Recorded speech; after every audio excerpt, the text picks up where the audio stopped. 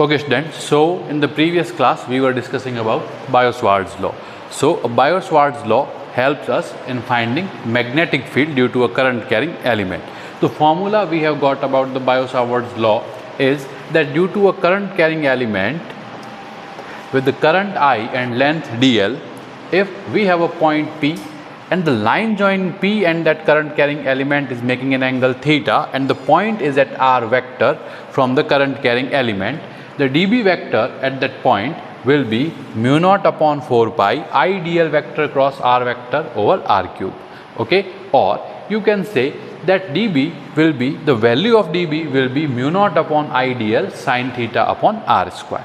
Then I taught you that to find the direction of the magnetic field explicitly without concerning the vectors, what we will do, we will simply put the thumb of right hand in the direction of current and the fingers of right hand in the direction of the r vector. Then the perpendicular of the palm will represent the direction of magnetic field.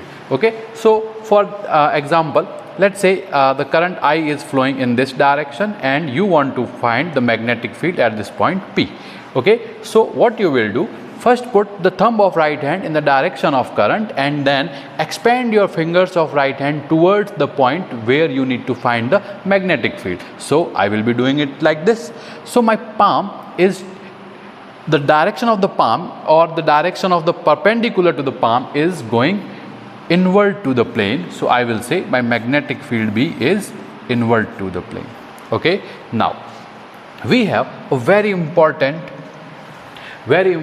topic, that is the magnetic field at the axis of a current carrying coil. Okay students, so let's start. What is the magnetic field at the axis of current carrying coil? The data given is the radius of the coil is R and the current in the coil is I. Okay, so you can see this is my coil with the radius R and current in this coil is I and flowing in this direction. So students, let us see what we are actually viewing is the side view. Okay, look, the current is actually like this. Oh sorry, the coil is actually like this, but what I am seeing is its side view, because if I am considering a coil and if I am drawing the coil in this manner, then I have to take a point outward to the plane, which will be very difficult for me. So now this is the condition I have given. Now what I will do, whenever we need to find the field, whether it's magnetic field or it's electric field, what we will do, first we will find the direction of that field. Okay, so what can I do? First I will consider a small current carrying element of dl here and another dl exactly diagonally opposite to this dl. Okay, now these two dls I have taken to ends of a diagonal. Okay, now look, so when the current is flowing in this manner, so when I am viewing from a side of this coil, so this is going for this dl which is upward. So the coil, so on this point the current is coming outward to the plane. Okay, so look, the current is flowing in this manner. So from this end the current is going outward and from this end current is going inward. Okay, so this is the condition of the current. So now I can say here my current is outward and here my current is inward. Okay, now I need to find what is the direction of dB due to this element at this point. Okay, so what I will do, I will draw one r vector, or you can say this is the r vector or r.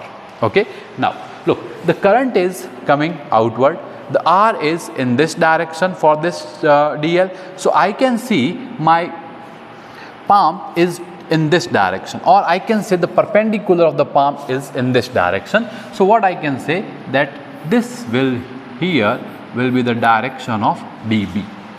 Okay, now look, if you see the previous slide or in the last lecture, I have told you, because dB is the cross product of dl and r vector, so that's for sure that dB will always be perpendicular to what? R vector. So I can say that this dB and this r are perpendicular to each other.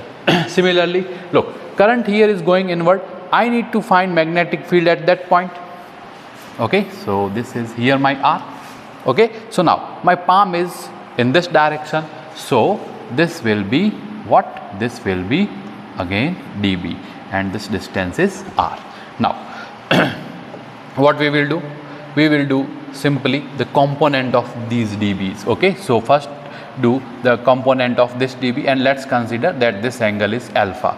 Okay, so look, this is r because this is the radius of coil, this is x. Okay, this is r, this is x, so this will be small r, again this will be small r. Okay, and if I am considering this angle to be alpha, this angle will also become alpha because above and the below triangles are congruent to each other. Now let's do the component. Okay, so I am drawing this line. Okay, so if I am saying that this angle is alpha, so this complete angle between the line x and the r is alpha, and the angle between this blue line and this x is 90 because this line is perpendicular to the axis of this coil. Okay, so if this angle is alpha, this angle is what? This angle is 90 minus alpha. Okay, so if this is 90 minus alpha, look, this r and dB thing, they are perpendicular to each other. So if this is 90 minus alpha, I can say this is alpha. Okay, so similarly, if I do the process for this part, this angle will again come as alpha. Okay, now do the component. So what will be the component adjacent to the theta? It is always cos theta, so it is dB cos alpha, and the another component is dB sin alpha. Similarly for this component will be dB cos alpha, and this component will be dB sin alpha. Now if I try to find what is the magnetic field parallel to coil. Okay, so I am trying to find dB parallel, that is the magnetic field which is parallel to the plane of the coil. So it is what? In the upward direction it is dB cos alpha, and then in the downward direction it is also dB cos alpha. So it is coming out to be 0. So I can say that B parallel is 0. That means the magnetic field parallel to the plane of the coil is 0. Now, so I can say that the complete magnetic field is perpendicular to the plane of the coil. Okay, so now if I say that complete magnetic field is perpendicular to the plane of the coil, and what is that perpendicular magnetic field? Look, if you are considering magnetic field due to only one component, then you can say that component is sin alpha of that dB. Okay, now what is dB? So dB from Biot-Savart's law, it is mu naught over 4 pi I dl upon r square. Okay, now you will say one more thing, that is sin theta. Now the question is, what is theta? So look, here theta is angle between r and di. So if you are considering that, okay, this is the side view of my coil, okay, and from the upward point my current is coming outward to the plane. Okay, so this is the direction of your current, and this is the direction of IDL. Now I need to find magnetic field here. So look, this is the direction of I, okay, or IDL. This is R. So you can simply say that this I and this R, they both are perpendicular to each other. So the angle here will be 90. So it is sin 90.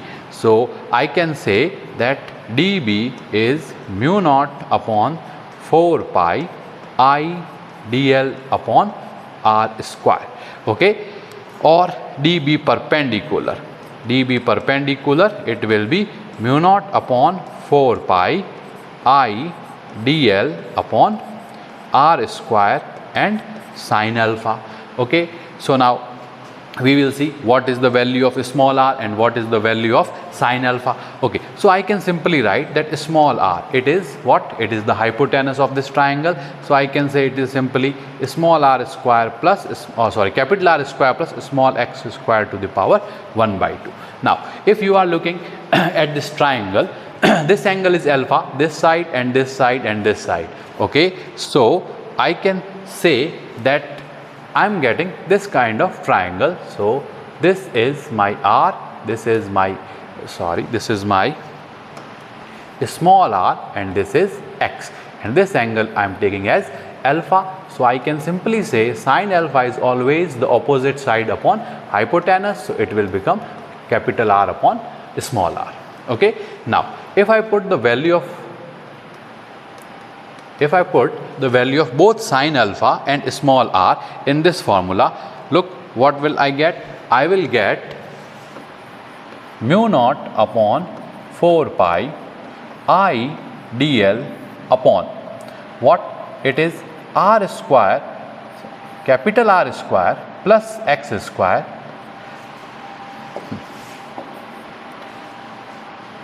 it is capital R square plus x square into, okay, so look, to the power 1 by 2 the whole power 2, because it is r square. Okay, so small r square, so this is r square plus x square to the power 1 by 2 whole square. Okay, then sine alpha, which is capital R upon small r, which is what, r square plus x square to the power 1 by 2. So now I can say my dB perpendicular is mu naught upon 4 pi I dl into r upon, look, it is r square plus x square.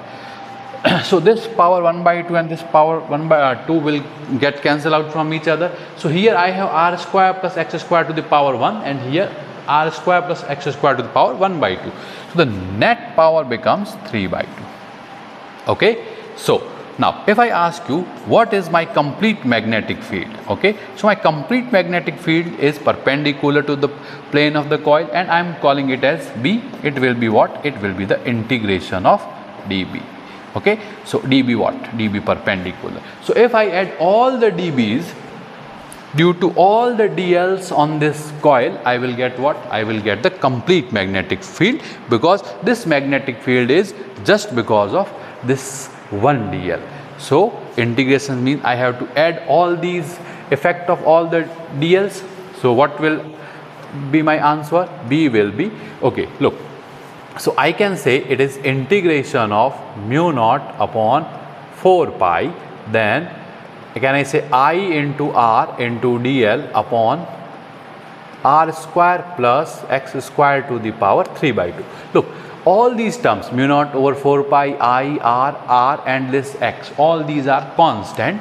So I can take them outside the integration. So it will become mu naught upon 4 pi I r divided by r square plus x square to the power 3 by 2 and integration of dl. Now if I ask you what is the value of integration of dl, so what is dl? dl is a simple element or simple elemental length on the circumference of a coil. So if I add all these dls, what I am going to get? I am going to get 2 pi r, that is the circumference of the coil. Okay, so B will become what? It will become mu naught upon 4 pi I r into 2 pi r divided by r square plus x square to the power 3 by 2. So look, from 1 pi is gone, and this 2 will cancel this for 2 times. So the value of B is coming as mu naught upon 2 times of r square plus x square to the power 3 by 2, and in the numerator what I have? I have I into r square. So stands mu naught I r square divided by 2 times of r square plus x square to the power 3 by 2. It is my magnetic field at the axial point of a current carrying coil. Okay, thank you students. That's it for today's lecture. I hope you have enjoyed it. We will meet in the next class.